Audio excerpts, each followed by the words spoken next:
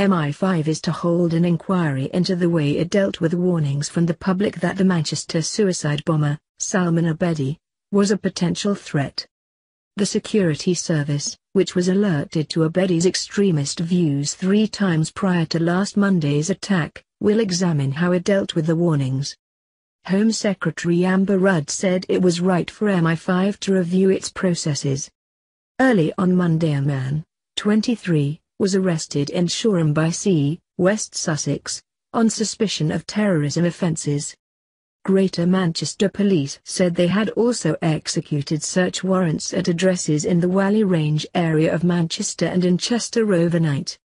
7 children were among the 22 people who died when Abedi detonated a bomb on the 22nd of May at the end of a concert by US singer Ariana Grande at Manchester Arena. In all, 14 men are now being questioned in connection with the investigation into the attack.